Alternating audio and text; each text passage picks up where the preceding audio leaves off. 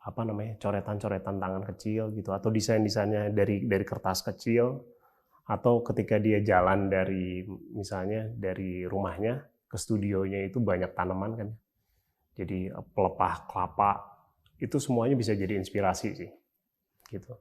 Jadi ketika ingin mengambil satu formal bentuk gitu ya, berupa serat-serat segala macam itu kemudian dia bawa ke studio gitu. Itu menarik sih. Jadi ada satu sisi dari Ibu Rita bahwa material ini juga kadang-kadang tidak bisa dipaksakan gitu. Jadi bisa kadang-kadang mengikuti material, ketika dipaksa pun dari unsur sisi manusianya gitu ya, tapi tetap gitu. Kita harus berkomunikasi dengan materialnya itu sih. Gitu. Manusia gitu atau ya orang dengan objeknya itu pasti punya apa namanya semacam hubungan apa ya yang masing-masing pengalaman orang beda sih gitu. Jadi mungkin ibu itu menghampiri permasalahan-permasalahan itu. Jadi sisi manusianya tetap dibawa sih. Gitu. Ibu tuh nggak pernah berhenti ya. Kalau saya lihat gitu ya. Ketika saya ngelihat ya, ketika dulu di suatu pagi gitu ya, saya bekerja di studionya, terus ibu masuk, ikut bantu saya dalam modeling gitu ya. Terus tiba-tiba saya ngelihat tangannya emang terluka kanan dan kiri. Dia pakai baju putih waktu itu. Terus si darahnya itu merembes ke baju. Bu, tangannya kenapa Bu? Ada luka? Oh nggak apa-apa. Ini tadi kayak ngejungkol gitu. Jadi dia mendapatkan suatu ide, dia saking senangnya dia gitu reaksinya. Dan ada paku dua gini dia kena gitu. Dari situ tuh nggak pernah berhenti gitu. Jadi pengorbanannya sebetulnya banyak ya, secara fisik, secara apa namanya. Kalau kalau dibilang exhaust gitu ya, mungkin beda sih, spesial sih. Sampai waktu project lain pun gitu, misalnya gitu ya, yang saya teladani juga turun tangan tuh harus turun tangan sendiri, sampai dia naik scaffolding 8 trap gitu ya. Padahal umurnya udah waktu itu udah 70 sih saya pikir. Sekitar 70 gitu. Terus begitu turun juga kejatuhan api ini lasan gitu. Oh nggak apa-apa gitu. Itu menurut saya bisa nggak ya di umur itu bekerja seperti itu gitu. Art of palpation itu jadi bukan hanya sekedar dari modeling. Jadi ketika tangan kita berinteraksi dengan medium seperti tanah misalnya gitu. Kalau Burito tuh nggak berhenti sampai barang jadinya gitu, yang saya lihat itu. Jadi ketika dia harus mengeksekusi langsung di material aslinya, walaupun berubah media dari misalnya tanah atau karton jadi logam gitu ya, harus turun tangan itu sendiri. Itu saya belajar banyak gitu. Dan saya juga ngerasa ada influence, ada pengaruh gitu. Misalnya bambu yang dibengkokin, garis-garisnya itu sebetulnya secara tidak langsung, walaupun saya mau menolak gitu, mau denying gitu, itu bukan, tapi nggak bisa sih gitu. Itu tuh pasti ada jejaknya gitu yang tidak sengaja terekam di sini. Satu karya yang terdiri dari apa ya, kayak puzzle gitu ya, itu warnanya itu beda-beda. Jadi hanya untuk satu bagian itu asistennya bisa bolak-balik untuk ngewarnain. Ini warna merahnya bisa dinaikin lagi nggak, diturunin lagi nggak. Nggak ada daftar warnanya, nggak bisa ditunjukin sama Pantone gitu. Pokoknya coba aja gitu. Nanti balik lagi. Oh ini udah merasa cukup.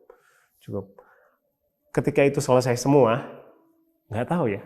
Saya ngeliatnya, oh ini yang dicari gitu. Pemahaman itu nggak bisa diceritain.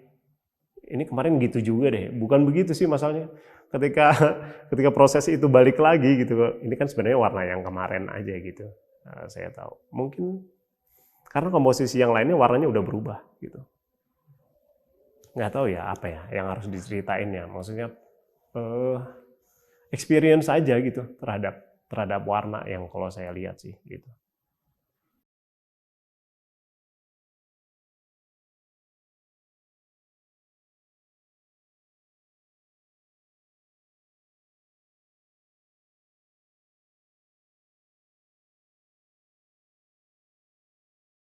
Ya, Bu Rita itu sangat disiplin ya, dan kedisiplinan itu pula yang sebenarnya dia inginkan dimiliki oleh mahasiswanya gitu loh.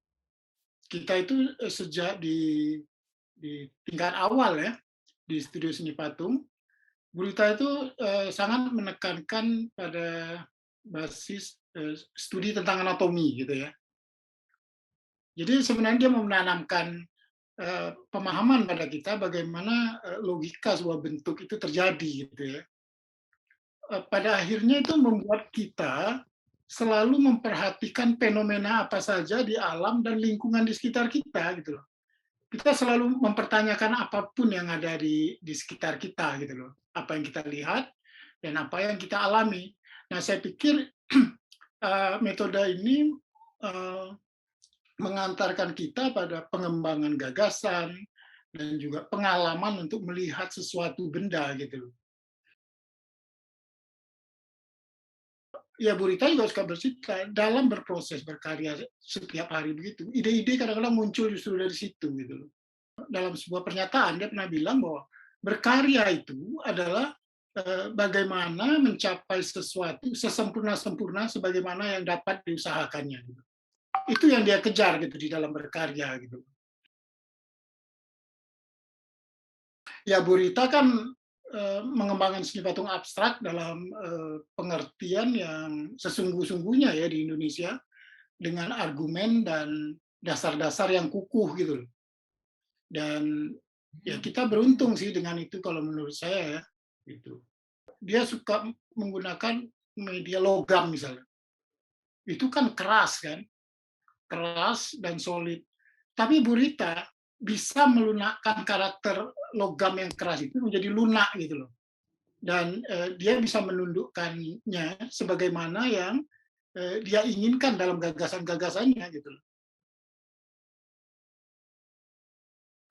Idenya selalu di atas apa namanya media itu sendiri gitu loh atau material yang dia pakai gitu.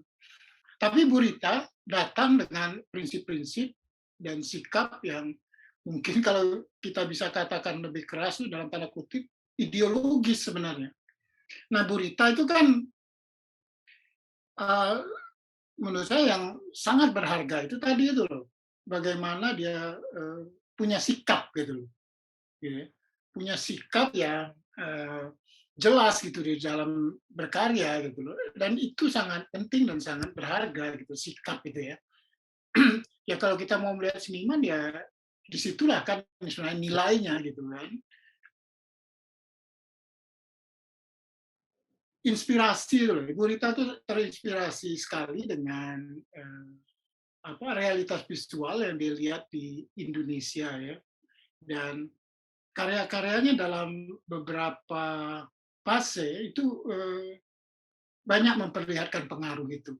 Jadi kalau kalau orang suka mengatakan dia abstrak, sebenarnya dia juga sebenarnya menangkap intisari dari realitas visual yang dia lihat di Indonesia juga sebenarnya gitu loh.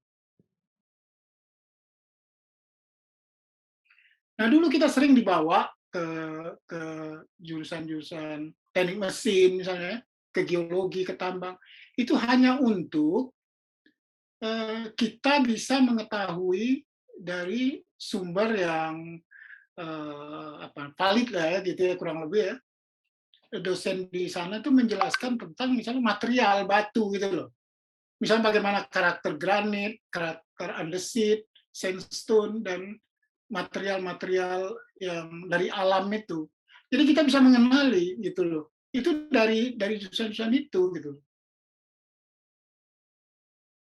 Kontemporerisme ini kan sangat sadar bagaimana pentingnya provokasi dan kamu ada di kelompok yang mana gitu-gitu kan. Bu Rita sih nggak peduli. Jadi kalau urusannya dengan pameran, dia bersikap egaliter gitu ya. Tapi kalau karya, dia sangat ya eksklusif sebenarnya. Bu Rita itu begini ya, dia itu tidak terlalu mempersoalkan orang mau berkarya kontemporer. Yang penting karya itu seperti yang dia ingin nggak mencapai sesuatu yang sesempurna yang yang yang dilakukan oleh senimannya gitu. Dia sebenarnya kalau dia anti pada karya yang jelek, karya yang tidak dibuat dengan sungguh-sungguh gitu. Nah mungkin itu yang banyak ditemukan dalam mazhab anything goes itu.